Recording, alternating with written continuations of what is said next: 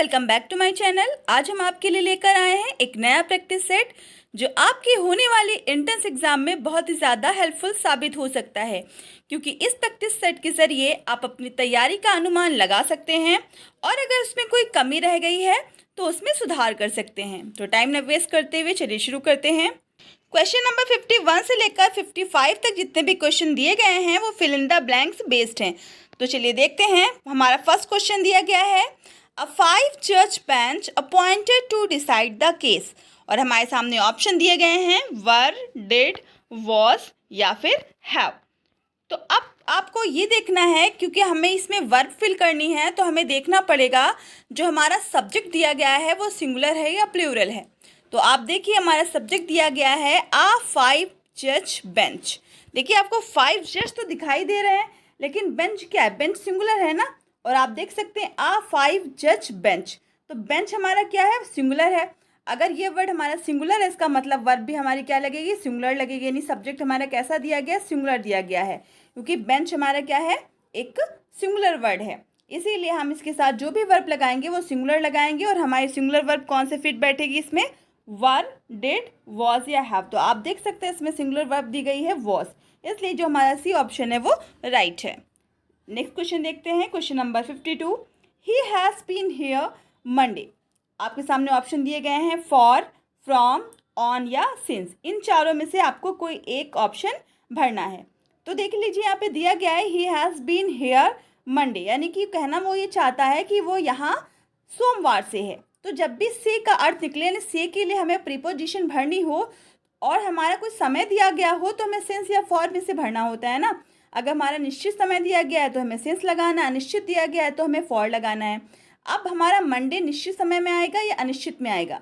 देखिए जो भी 12 मंथ्स नेम है या 7 डेज नेम है, या जो बजे होता है यानी 1 बजे, 2 बजे, 3 बजे, 4 बजे, या फिर किसी सन का नाम दिया हो जैसे 1992, 1995, 2023, तो ये सब हमारे जो वर्ड थे जो हमने भी आपको बोल के सुनाए हैं, ये सभी हमारे निश्चित समय शो करते हैं, यानी कि फिक्स टाइम शो करते हैं। इसीलिए यहाँ पर जो हमारी प्रीपोजिशन लगती है वो सिंस लगती है।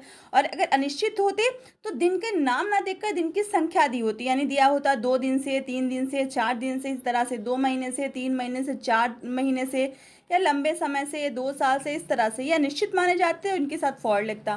तो आपने देखा कि हमारा जो उसमें समय दिया गया है वो निश्चित दिया गया है, मंडे, यानी दिन का नाम दिया गया है। इसलिए जो हमारी प्रीपोजिशन लगेगी वो क्या लगेगी? सिंस लगेगी। इसीलिए हमें क्या कौन सा ऑप्शन राइट करना है? डी वाला। नेक्स्ट क्वेश्चन दिया गया है हमारे सामने, new meanings can always be derived good writings. देखिए जो हमारी ये वर्ब दी गई है डिराइव्ड, डिराइव अपने साथ जो प्रीपोजिशन लेता है वो हमेशा फ्रॉम लेता है। तो जिस भी ऑप्शन में फ्रॉम है वो हमारा राइट हो जाएगा। तो आप देख सकते हैं ऑप्शन नंबर सी जो हमारा दिया गया है उसमें जो दिया गया है फ्रॉम, यानी जो हमारा सी ऑप्शन है वो राइट है। याद रखिए डिराइव के साथ हमेशा कौन सी प्रीपोजिशन लगेगी? फ्रॉम लगेगी। नेक्स्ट हमारा क्वेश्चन दिया गया है you mind opening the window please. Polite request की जा रही है आपसे, और देख लेते हैं हमारे ऑप्शन क्या दिए गए हैं। ऑप्शन दिए गए हैं कुड, माइट, शैल या वुड। देखिए जब भी हम पोलाइट रिक्वेस्ट कर रहे हो, कब? प्रेजेंट टाइम में, यानी प्रेजेंट में जब हम कोई पोलाइट रिक्वेस्ट करते हैं तो उसके लिए हम कौन सी वर्ब लगाएंगे? उसके लिए हम हमेशा वुड लगाते हैं। यानी हमें कहना है would you mind opening the window please. तो वर्तमान में जब पोलाइट रिक्वेस्ट की जा रही होगी तो उस समय क्या लगाई जाएगा? वुड लगाया जाएगा। इसलिए जो ऑप्शन नंबर हमारा डी है वो राइट हो जाएगा। नेक्स्ट क्वेश्चन हमारे सामने दिया गया है एंड आर फ्रेंड्स। ऑप्शन आपके सामने 4 दिए गए हैं। आप देख सकते हैं जो हमारे ऑप्शन दिए गए हैं इसमें जो प्रोनाउन है वो तीनों पर्सन के प्रोनाउन है, यानी फर्स्ट पर्सन भी है, सेकंड पर्सन भी है और थर्ड पर्सन भी है। फर्स्ट पर्सन के कौन कौन से प्रोनाउन होते हैं? फर्स्ट पर्सन के जो प्रोनाउन होते हैं वो 2 होते हैं, आई और वी। सेकंड पर्सन के कौन से प्रोनाउन होते हैं? केवल एक होता है, यू। और थर्ड पर्सन के कौन से प्रोनाउन होते हैं? ही, शी, इट और दे। ही, शी, इट और दे। तो अभी आपने देखा कि जो हमारे सामने ऑप्शन दिए गए हैं इसमें तीनों पर्सन के प्रोनाउन दिए गए हैं, यानी आई भी दिया है, यू भी दिया है और ही भी दिया गया है। तो चलिए अब देखते हैं इसे कैसे बनाते हैं। देखिए जब किसी भी सेंटेंस में तीनों पर्सन के प्रोनाउन दिए गए हों और वो सिंगुलर हों, तो उस कंडीशन में हमें जो फॉर्मूला लगाना होता है वो लगाना होता है 2, 3, 1, यानी सबसे पहले हम सेकंड पर्सन का प्रोनाउन रखते हैं, फिर थर्ड पर्सन का प्रोनाउन रखते हैं और फिर फर्स्ट पर्सन का प्रोनाउन रखते हैं। तो अभी आपको बताया था कि सेकंड पर्सन का प्रोनाउन कौन सा होता है, यू होता है ना। देखिए किस ऑप्शन में सबसे पहले यू दिया है, इस ऑप्शन में है ना, और किसी में तो दिया नहीं है। उसके बाद थर्ड पर्सन का प्रोनाउन रखते हैं, थर्ड पर्सन का प्रोनाउन क्या है, ही है। उसके बाद कौन से पर्सन का प्रोनाउन रखते हैं, फर्स्ट पर्सन का। फर्स्ट पर्सन का प्रोनाउन क्या दिया गया है, आई दिया गया है। इसलिए जो हमारा ए ऑप्शन है वो राइट है, यानी you, he and I R friends, ये हमारा ऑप्शन जो होगा वो राइट होगा। नेक्स्ट क्वेश्चन दिया गया है हमारे सामने, क्वेश्चन नंबर 56 से लेकर 58 तक जितने भी क्वेश्चन दिए गए हैं वो अपोजिट वर्ड पर बेस्ड हैं, यानी आपको अपोजिट वर्ड ढूंढने हैं। हमारे सबसे पहले 56 नंबर पे जो क्वेश्चन दिया गया है उसमें वर्ड दिया गया है कॉन्सेंट। कॉन्सेंट मतलब होता है अनुमति मिलना या स्वीकृति मिलना, इस तरह से होता है। तो चलिए देख लेते हैं हमारे सामने ऑप्शन क्या दिए गए हैं। फर्स्ट ऑप्शन दिया गया है डिसेंट। डिसेंट मतलब होता है कुल या वंशज, तो ये ऐसे ही रॉन्ग हो गया क्योंकि ये तो बिल्कुल मैच ही नहीं कर रहा है। दूसरा है डिसेंट। डिसेंट मतलब होता है अस्वीकृति। तो अब आप देखिए उसका मतलब जो हमारा कॉन्सेंट लिखा है उसका मतलब स्वीकृति होता है, और डिसेंट मतलब क्या होता है, अस्वीकृति। यानी कि यही हमारा जो वर्ड है वो क्या है, एंटोनिम है, यानी यही राइट ऑप्शन होगा। लेकिन नीचे वाले जो वर्ड्स दिए गए हम उनकी मीनिंग देख लेते हैं। डिसेंट, डिसेंट मतलब होता है उपयुक्त, और अनसर्टेन मतलब होता है अनिश्चित। तो हमारा राइट ऑप्शन कौन सा हो जाएगा, बी। नेक्स्ट वर्ड दिया गया है डेविएट। डेविएट का मीन्स होता है भटकना, और इसके लिए जो हमारे वर्ड्स दिए गए हैं, पहला दिया गया है ऑब्लिविएट। ऑब्लिविएट का मतलब होता है भूलना, और ब्रेक का मतलब होता है टूटना। कंसंट्रेट का मीन्स होता है ध्यान केंद्रित करना, और फॉलो का मीन्स होता है अनुसरण करना। तो जिस तरह से डेविएट का मतलब होता है भटकना और कंसंट्रेट का मतलब क्या होता है, केंद्रित करना ना, तो हमारा जो सी ऑप्शन होगा वो क्या होगा, सेम हो जाएगा। यानी ये हमारा क्या है, उसका अपोजिट वर्ड दिया गया है, उसका एंटोनिम दिया गया है। इसलिए जो कंसंट्रेट है सी वाला जो है वो क्या होगा, राइट ऑप्शन होगा। नेक्स्ट क्वेश्चन देखते हैं, क्वेश्चन नंबर 58। ज़ैनिथ। ज़ैनिथ का मतलब होता है चोटी, और इसका अपोजिट क्या होगा, चलिए देखते हैं। पहला ऑप्शन दिया गया है नादिर। नादिर का मतलब होता है सबसे निम्न स्तर यानी नीचे का स्तर, और दूसरा दिया गया है इम्पॉर्टेंट। इम्पॉर्टेंट का मीन्स होता है महत्वपूर्ण। तीसरा गया है समिट। समिट का मतलब होता है चोटी, और चौथा दिया गया है हेवन। हेवन का मतलब होता है स्वर्ग। तो आप देखिए जो ज़ैनिथ होता है उसका मीन्स चोटी होता है, तो यानी सबसे ऊंचाई का भाग की बात की जा रही है, और सबसे नीचे भाग को क्या बोलते हैं, नादिर बोलते हैं। इसलिए जो ए ऑप्शन होगा वो हमारा राइट हो जाएगा। नेक्स्ट क्वेश्चन दिया गया है, क्वेश्चन नंबर 59 से लेकर 61 तक जितने भी क्वेश्चन दिए गए होंगे वो क्या होंगे, सैनोनिम होंगे। तो चलिए देखते हैं। हमारा फर्स्ट वर्ड जो दिया गया है वो दिया गया है ग्रोटेस्ट। ग्रोटेस्ट मीन्स होता है भयानक, डरावना। इसके लिए वर्ड्स दिए गए गॉर्जियस। गॉर्जियस मतलब शानदार। मैग्निफिसेंट मतलब भी अद्भुत या शानदार होता है। नेचुरल मतलब प्राकृतिक, और बिज़ारे मतलब होता है डरावना। तो इसका मतलब है ग्रोटेस्क का जो हमारा सैनोनिम हो जाएगा वो बिज़ारे हो जाएगा। इसलिए डी वाला जो हमारा वर्ड है वो राइट है। नेक्स्ट देखते हैं। नेक्स्ट क्वेश्चन हमारा दिया गया है विजिलेंट। विजिलेंट मतलब होता है सतर्क, और इसके लिए जो वर्ड दिए गए हैं, पहला दिया गया है फ्रेजाइल। फ्रेजाइल मतलब होता है कमज़ोर, नाजुक, तो ये रॉन्ग हो जाएगा। दूसरा दिया गया विगर। विगर मतलब होता है जोश या उत्साह, तो ये भी रॉन्ग हो जाएगा। तीसरा दिया गया है सरकमस्पेक्ट। सरकमस्पेक्ट का मतलब होता है सतर्क। इसका मतलब यही ऑप्शन हमारा जो होगा वो राइट होगा, क्योंकि जो हमारा विजिलेंट है, विजिलेंट मतलब सतर्क होता है, और सरकमस्पेक्ट मतलब भी सतर्क या सावधान होता है। इसलिए सी ऑप्शन हमारा राइट है। डी का मीन्स क्या हो जाएगा, ब्राइट। ब्राइट मीन्स क्या होता है, चमकीला, तो ये वाला तो नॉर्मल वर्ड है। नेक्स्ट वर्ड दिया गया है असुजुअस। असुजुअस मीन्स होता है परिश्रमी। इसके लिए ऑप्शन दिए गए हैं एनेक्शियस। एनेक्शियस मतलब होता है व्याकुल होना। दूसरा ऑप्शन दिया गया है इनडिफरेंट टू वन सराउंडिंग्स, यानी अपनी आसपास की चीज़ों के प्रति उदासीन होना। तीसरा दिया गया है working hard and taking great care. तो आप देख सकते हैं वर्किंग हार्ड ऑप्शन इसी में आ रहा है, यानी बहुत ही ज़्यादा परिश्रम करना और बहुत ही ज़्यादा परवाह करना। तो ये हमारा किस में आ जाएगा, सी वाले में। इसलिए जो हमारा सी ऑप्शन है वो राइट होगा। नेक्स्ट क्वेश्चन देखते हैं। क्वेश्चन नंबर 62 से लेकर 64 तक जितने भी क्वेश्चन दिए गए हैं वो वन वर्ड सब्स्टिट्यूशन बेस्ड हैं। तो चलिए देखते हैं। पहला दिया गया है मर्डर ऑफ अ ब्रदर, यानी कि एक भाई की हत्या, यानी कि भाई की हत्या क्या कहलाती है। तो चलिए ऑप्शन से देख लेते हैं। पहला दिया गया पैट्रिसाइड। पैट्रिसाइड मतलब होता है पितृ हत्या, यानी पिता की हत्या। दूसरा दिया गया रेजिसाइड। रेजिसाइड मतलब होता है राजा की हत्या। तीसरा दिया गया होमिसाइड। होमिसाइड मतलब होता है जन हत्या। अगला दिया गया फ्रैट्रिसाइड, और फ्रैट्रिसाइड का मीन्स होता है भाई की हत्या, यानी जो हमारा डी ऑप्शन है वो बिल्कुल राइट हो जाएगा। नेक्स्ट हमारा जो क्वेश्चन दिया गया है, question number 63। One who abstains completely from alcohol is called, यानी जो बिल्कुल भी नशे युक्त चीज़ें नहीं खाता पीता हो वो क्या कहलाता है? पहला ऑप्शन दिया गया अथीस्ट यानी कि नास्तिक, दूसरा दिया गया क्लेप्टोमैनिक, क्लेप्टोमैनिक मीन्स होता है चोरी करने की बीमारी से पीड़ित व्यक्ति, तीसरा दिया गया टीटोटलर, टीटोटलर ही वो व्यक्ति होता है जो कुछ भी नशीली चीज़ें ग्रहण नहीं करता है। नेक्स्ट क्वेश्चन दिया गया है ओमनीपोटेंट, ओमनीपोटेंट के लिए सही जो ऑप्शन दिया गया है वो कौन सा है? पहला दिया गया one who is all powerful, यानी जिसमें सबसे ज़्यादा शक्ति हो, या वन हु इज़ इंटेलिजेंट, ये जो सबसे ज़्यादा इंटेलिजेंट हो, या वन हु लव्स मैनकाइंड, या फिर जो मानवता से प्रेम करता हो, या फिर वन हु हेट्स मैनकाइंड, यानी जो मानव जाति से मानवता से घृणा करता हो। तो जो ऑप्शन नंबर 1 है one who is all powerful, यानी जो सर्वशक्तिमान हो उसी को बोला जाता है ओमनी पोटेंट, इसलिए जो हमारा ए ऑप्शन है वो राइट है।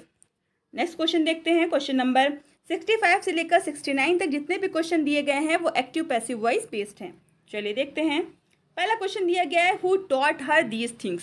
देखिए सेंटेंस हमारा स्टार्ट हुआ है किसी क्वेश्चन वर्ड से, ध्यान दीजिए जब भी हु आएगा तो चेंज हो जाएगा बाय हुम में, ठीक, बाय हुम में। तो सबसे पहले हम यही देख लेते हैं, ये एक ट्रिक हो जाएगी कि हु आने पर चेंज होगा बाय हुम में।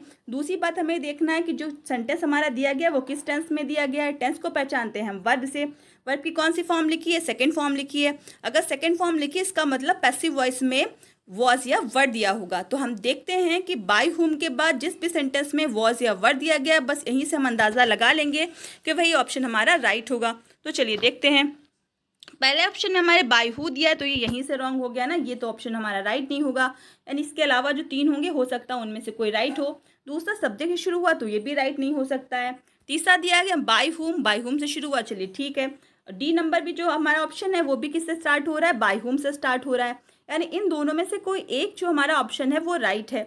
तो लेकिन ध्यान देना ये है कि क्वेश्चन वर्ड बाय हुम आया, इसमें भी बाय हुम आया, क्वेश्चन वर्ड के बाद क्या आना चाहिए? हेल्पिंग वर्ब आनी चाहिए ना, लेकिन इसमें कोई हेल्पिंग वर्ब यहाँ पे तो नहीं आई, यहाँ पर आई, तो ये रॉन्ग हो जाएगा। जबकि ये हमारा जो डी ऑप्शन है उसमें क्वेश्चन वर्ड के बाद क्या आ रहा है? हेल्पिंग वर्ब आ रही है, तो ये ऑप्शन हमारा राइट होगा। यानी सबसे पहले हमें क्वेश्चन वर्ड लिखना है, फिर वॉज या वर्ड लिखना है, फिर सब्जेक्ट लिखना है, फिर मेन वर्ब लिखनी है, फिर जो हमारा नया सब्जेक्ट है उसे लिखना है। चलिए अगला क्वेश्चन देखते हैं, question number 66। They haven't stamped the letter, इसको पैसिव बनाना है। देख लीजिए सबसे पहले हमें वर्ब देखनी पड़ेगी। वर्ब हमारी कौन सी लिखी है? Have not stamped. Have not जो लिखा है यानी हैवंट जो लिखा है वो कौन सा टेंस शो कर रहा है? शो कर रहा है present perfect tense. Present perfect tense में पैसिव वॉइस बनाने में क्या करना पड़ता है? हैज़ या हैव के साथ क्या बढ़ाना पड़ता है? बीन बढ़ाना पड़ता है। तो हमें देखना होगा कि जब जिस सेंटेंस में भी हैज़ या हैव के बाद बीन बढ़ा है वो हमारा सेंटेंस राइट हो सकता है। लेकिन देखने वाली बात ये भी है कि सेंटेंस का ये जो कौन सा काइंड है, असर्टिव है ना, असर्टिव यानी सब्जेक्ट शुरू हुआ है, जो सेंटेंस हमारा बना होगा वो भी सब्जेक्ट शुरू होगा, यानी कुछ इस तरह से होगा। सबसे पहले हम उठाते हैं, क्योंकि ऑब्जेक्ट उठाते हैं पैसिव बनाने में, सबसे पहले ऑब्जेक्ट उठाएंगे द लेटर, ठीक। उसके बाद हमें क्या लगाना है? हैज़ या हैव लगाना है। द लेटर हमारा सिंगुलर है इसलिए हम लगाएंगे हैज़। अब आप देख सकते हैं इसमें नॉट लिखा है इसलिए हम यहाँ नॉट लिख लेंगे। अभी हमें क्या करना है? पहले बीन लगाना है। वर्ब की थर्ड फॉर्म से जस्ट पहले क्या लगाना है? बीन लगाना है। फिर क्या लगाना है? जो वर्ब है उसकी थर्ड फॉर्म लगानी है। इस तरह से सेंटेंस को हमें बनाना है, यानी the letter has not been stamped, जिसमें भी ये लिखा होगा वो ऑप्शन हमारा राइट है। तो चलिए देख लेते हैं। पहले जो ऑप्शन दिया गया है उसमें लिखा है द लेटर इज़ नॉट, तो ये रॉन्ग हो जाएगा। दूसरा लिखा द स्टैम्प्ड, ये भी रॉन्ग हो जाएगा। तीसरा लिखा द लेटर हैड नॉट आ गया, यहाँ पर हैड नॉट की तो बात ही नहीं, प्रेजेंट की बात हो रही, तो ये भी रॉन्ग हो गया। ऑप्शन नंबर डी देखते हैं, the letter has not been stamped, तो यही ऑप्शन हमारा क्या होगा? राइट होगा। नेक्स्ट क्वेश्चन देखते हैं, क्वेश्चन नंबर हमारा 67। A Japanese film makes these television sets. तो अभी आप देखिए कौन सा टेंस यूज़ हुआ है, कौन सी वर्ब यूज़ हुई है? मेक्स ना, मेक्स वर्ब की कौन सी फॉर्म है? फर्स्ट फॉर्म है। फर्स्ट फॉर्म में क्या लिखा है? ऐसे यस लगा है, इसका मतलब प्रेजेंट इंडेफिनिट है। प्रेजेंट इंडेफिनिट है, इसका मतलब है सबसे पहले सेंटेंस का काइंड देखेंगे कौन सा है, असर्टिव है ना, सब्जेक्ट शुरू हो रहा है, इसका मतलब ऑब्जेक्ट बन जाएगा सब्जेक्ट, और सब्जेक्ट बन जाएगा ऑब्जेक्ट। ये हमारा पहले लिखा जाएगा, ये हमारा बाद में लिखा जाएगा।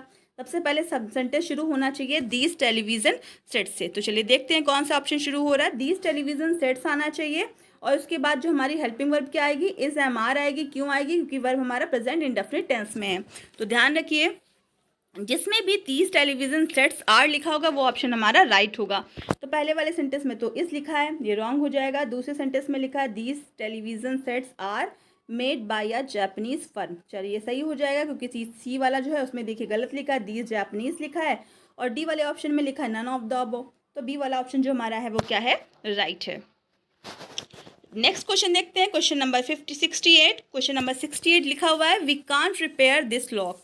तो आप देख सकते हैं सेंटेंस हमारा मॉडल एक्सलरी यूज हुई है, कांट का यूज हुआ है। बनाएंगे वैसे ही असर्टिव सेंटेंस है क्योंकि सब्जेक्ट शुरू हो रहा है, यानी बनाना हमें ऑब्जेक्ट से है, यानी सबसे पहले लिखा होना चाहिए दिस लॉक। ध्यान रखिए जब भी मॉडल एक्सलरी यानी कि can, could, may, might, must, will, would, shall, should, can, could, may, might, must, इन सब का प्रयोग होता है तो क्या करना पड़ता है, पैसिव बनाने में वर्ब की थर्ड फॉर्म से जस्ट पहले बी लगाना होगा। तो हमारा ऑब्जेक्ट क्या लिखा, दिस लॉक, लगा लिया। अब हमें वर्ब लगानी कैन, अब नॉट लिखा है तो नॉट लिखेंगे, कैन नॉट। अब हम लगाएंगे बी, फिर जो वर्ब दी गई है उसकी थर्ड फॉर्म लगाएंगे, रिपेयर्ड। अब क्या बचा है, कुछ बचा, कुछ नहीं बचा, केवल सब्जेक्ट बचा बाई अस, बाई अस। कभी कभी जो एजेंट होता है उसे हटा भी दिया जा सकता है। तो चलिए देखते हैं कौन सा ऑप्शन हमारा राइट है। ऑप्शन हमारा होना चाहिए यानी दिस लॉक से शुरू होना चाहिए, ना पहला शुरू हो रहा है ना दूसरा शुरू हो रहा है, तीसरा शुरू हो रहा है दिस लॉक कैन बी, लेकिन ये कैन बी है जबकि हमारा सेंटेंस कैसा था, नेगेटिव था। तो हमारा होना चाहिए this lock can't be repaired, इसलिए डी ऑप्शन जो हमारा है वो राइट है। इसमें जी हमारा एजेंट जो है वो नहीं दिया गया, इसलिए हम इसको ही राइट मान लेंगे। अगला क्वेश्चन नंबर 69 दिया गया है where did Sita buy the hat. देख सकते हैं WH टाइप इंट्रोगेटिव दिया गया है और टेंस हमारा कौन सा है, पास्ट इंडेफिनिट है क्योंकि वर्ब की सेकंड फॉर्म का प्रयोग हो रहा है। अब भी जब भी हमारे सेंटेंस में वर्ब की सेकंड फॉर्म का प्रयोग होता है तो पैसिव बनाने में हम कौन सी वर्ब लगाते हैं, वॉज या वर्ब के साथ थर्ड फॉर्म लगाते हैं। लेकिन शुरू किससे होना चाहिए, क्वेश्चन वर्ड से शुरू होना चाहिए। तो कितने हमारे जो ऑप्शन है वो क्वेश्चन वर्ड से शुरू हो रहे हैं, पहला शुरू हो रहा है, उसके बाद तीसरा और चौथा, यानी जो हमारा बी वाला है वो कहीं से भी सही नहीं क्योंकि वेयर से पहले उन्होंने क्या लगा दिया, फ्रॉम लगा दिया, तो ये तो रॉन्ग हो गया। तो क्वेश्चन वर्ड हमारा क्या है, वेयर है, उसके बाद डिड आया, इसका मतलब वॉज या वर आना चाहिए। पैसिव वॉइस में क्या डिड जहाँ पर आएगा वहाँ पर क्या आएगा, वॉज या वर आएगा, वॉज या वर आएगा। किसके अकॉर्डिंग आएगा, ऑब्जेक्ट के अकॉर्डिंग। ऑब्जेक्ट लिखा था द हैट, द हैट हमारा सिंगुलर है ना तो आना चाहिए वॉज, यानी वेयर के बाद जहाँ वॉज आया वो उस पर हम कंसीडर करेंगे, उसको हम देखेंगे। तो ए ऑप्शन में भी ऐसा नहीं है तो ये रॉन्ग हो जाएगा, बी में भी नहीं है ऐसा तो ये भी रॉन्ग हो जाएगा, यानी वेयर वॉज लिखा होना चाहिए। अगला लिखा है where was the hat bought by Sita, तो ये ऑप्शन हमारा राइट हो जाएगा क्योंकि डी ऑप्शन में देखिए वॉज की बजाय क्या लिखा है, इस लिखा हुआ है ना, और सेंटेंस हमारा पास्ट इंडेफिनिट में था, इसलिए सी ऑप्शन जो हमारा है वो राइट हो गया। नेक्स्ट क्वेश्चन देखते हैं, क्वेश्चन नंबर 70 से लेकर 76 तक जितने भी क्वेश्चन दिए गए हैं उसमें एरर है, हमें उन्हें फाइंड आउट करना है। चलिए देखते हैं question number 70, which sentence is correct. पूछा जा रहा है इन सेंटेंस जो आपके सामने दिए गए हैं उनमें से कौन सा सेंटेंस सही है, सही सेंटेंस छांटना है आपको। पहला लिखा है Tom is elder than his friend, Tom अपने दोस्त से बड़ा है। दूसरा लिखा गया है my older brother is respected by all, मेरा बड़ा भाई सभी के द्वारा सम्मानित किया जाता है, सभी उसका सम्मान करते हैं। अगला दिया गया है my brother is elder than me, मेरा भाई मुझसे बड़ा है। चौथा दिया गया Ravi is older than his friend, Ravi जो है वो अपने दोस्त से क्या है, बड़ा है। तो कौन सा ऑप्शन आपके लिए राइट होगा, देखिए चलिए इसका हम रूल देख लेते हैं। देखिए एल्डर का प्रयोग अपने ही परिवार के सदस्यों के लिए होता है और ओल्डर का प्रयोग अन्य लोग के साथ में होता है। तो देख लीजिए Tom is elder than his friend, तो टॉम अपने दोस्त से बड़ा है ना, तो यहाँ पर ओल्डर का प्रयोग होना चाहिए था ना कि एल्डर का, तो ये रॉन्ग हो जाएगा। अगला लिखा है माई ओल्डर ब्रदर, जब अपना ही भाई है तो यहाँ ओल्डर ना होकर होना चाहिए था एल्डर, तो ये भी रॉन्ग हो जाएगा। तीसरा हमारा ऑप्शन दिया गया है my brother is elder than मी, हाँ ये हो सकता है सही क्योंकि यहाँ पर अपने भाई के लिए एल्डर आया है, लेकिन यहाँ पर भी ये भी रॉन्ग होगा। क्यों, क्योंकि एल्डर के बाद देन नहीं आकर आता है टू, क्या आता है, टू आता है, इसलिए सेंटेंस भी रॉन्ग हो गया। अब ऑप्शन नंबर डी देखते हैं, Ravi is older than his friend, हाँ रवि अपने भाई अपने दोस्त से बड़ा है। अब रवि और उसका दोस्त में कोई ब्लड रिलेशन तो है नहीं, तो इसके लिए ओल्डर का प्रयोग होगा, ओल्डर के साथ देन ही लगता है, इसलिए जो हमारा डी ऑप्शन है वो राइट है। नेक्स्ट क्वेश्चन देखते हैं, question number 71, which sentence is incorrect. पूछा जा रहा है कौन सा सेंटेंस गलत है, ऊपर में पूछा गया था कौन सा सेंटेंस सही है, नीचे में पूछा जा रहा है कौन सा सेंटेंस गलत है। तो चलिए देखते हैं, लिखा दे आर विमेन टीचर्स, तो ये ऑप्शन हमारा राइट है, देखिए दोनों प्लूरल वर्ड यूज हुए हैं। अगला लिखा है वी आर लेडी डॉक्टर्स, ये भी हमारा ऑप्शन राइट है। तीसरा लिखा है यू ऑल आर हाउसमेट्स, ये भी सही है। अगला हमारा लिखा है वी आर वुमेन डॉक्टर्स, देखिए जिसमें केवल एक ही वुमेन को क्या किया, वुमेन जो हमारा है उसे सिंगुलर बना दिया ना, होना चाहिए था WOMEN, इसलिए जो हमारा ये ऑप्शन है वो क्या है, वो इनकरेक्ट है, यानी यहाँ पे होना चाहिए विमेन, वीमेन। ठीक, तो ये ऑप्शन हमारा क्या हो जाएगा, इनकरेक्ट है, इसीलिए ये ऑप्शन हमारे लिए राइट है। नेक्स्ट क्वेश्चन देखते हैं, question number 72। Neither Ram nor his parents are to blame. पूछा जा रहा है कौन से पार्ट में एरर है।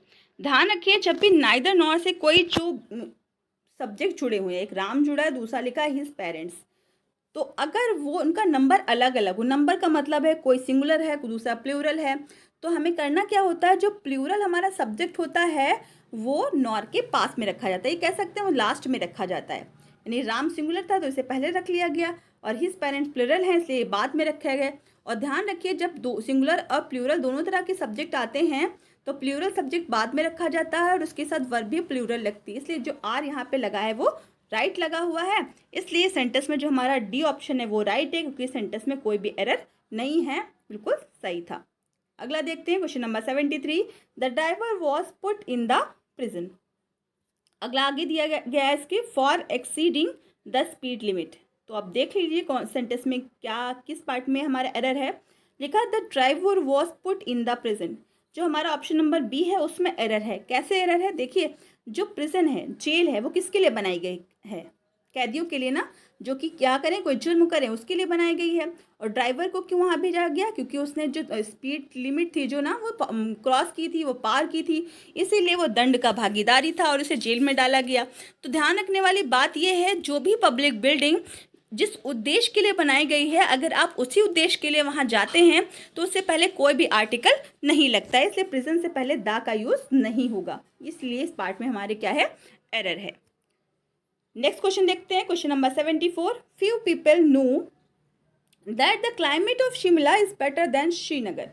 कहा जा रहा है कुछ लोग जानते हैं कि जो शिमला की जलवायु है, जो क्लाइमेट है, वो श्रीनगर से अच्छी है। तो अभी बताइए इसमें तुलना किसकी हो रही है, शिमला और श्रीनगर की या शिमला और श्रीनगर की जलवायु की, क्लाइमेट की हो रही है ना। शिमला और श्रीनगर की जो क्लाइमेट है उसकी तुलना हो रही है, लेकिन क्लाइमेट वर्ड को कहाँ यूज़ किया गया, केवल एक ही बार शिमला के साथ। तो ध्यान रखिए, जब भी दो चीज़ों की तुलना हो तो उसे दोनों तरफ दिखाना पड़ता है, यानी क्लाइमेट यहाँ भी आना चाहिए और यहाँ भी।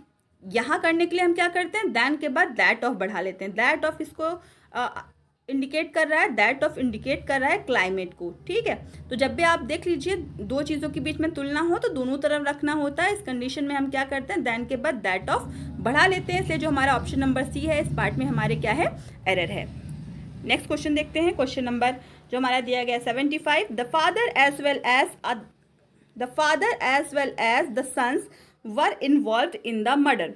तो आप ध्यान दीजिए, जो हमारा कंजक्शन है, यानी जो हमारे सब्जेक्ट है वो दो है ना, एक फादर है, दूसरा लिखा सन्स है ना। तो ध्यान दीजिए, ये दो सब्जेक्ट जब भी एज वेल एज से जुड़े हों तो जो हमारी वर्ब लगती है वो हमेशा फर्स्ट सब्जेक्ट के अकॉर्डिंग लगती है। और फर्स्ट सब्जेक्ट हमारा क्या दिया है, सिंगुलर दिया है, फादर क्या है, सिंगुलर है ना, तो इसके लिए वर्ब क्या लगनी चाहिए, वर्ड ना लगकर होना चाहिए यहाँ पर वॉज। ध्यान रखिए, जब भी कोई हमारे दो सब्जेक्ट एज वेल एज से जुड़े होंगे तो वर्ब हमेशा पहले सब्जेक्ट के अकॉर्डिंग ही लगेगी। और पहला सब्जेक्ट इसमें सिंगुलर था, इसलिए इसमें जो हमारा वर्ब की जगह होना चाहिए था वॉज, इसलिए जो हमारा ऑप्शन नंबर बी है वो रॉन्ग हो जाएगा। नेक्स्ट देखते हैं क्वेश्चन नंबर 76। क्वेश्चन नंबर 76 दिया गया है, the furnitures purchased by me is substandard and not fit for my drawing room. देखिए, जो फर्नीचर्स है वो प्लूरल नहीं होता है, वो सिंगुलर ही रहता है हमेशा। फर्नीचर होना चाहिए था, अगर एक से ज़्यादा आप खरीद रहे हैं तो आप कह सकते हैं pieces of furniture, items of furniture, इस तरह से यूज़ कर सकते हैं, लेकिन फर्नीचर्स नहीं, फर्नीचर होना चाहिए। इसलिए इसी पार्ट में हमारे एरर है, क्योंकि यहाँ पर लिखा गया फर्नीचर्स जबकि होना चाहिए था फर्नीचर, इसलिए ये पार्ट हमारा जो है उसमें एरर पाया जा रहा है। तो ये थी हमारी अच्छी क्लास। आई होप आपको अच्छी लगी होगी। अगर आपको अच्छी क्लास मेरी अच्छी लगी हो तो प्लीज़ अपने दोस्तों के साथ शेयर कीजिए, साथ ही साथ चैनल को सब्सक्राइब और लाइक करना ना भूलिए। Thank you so much.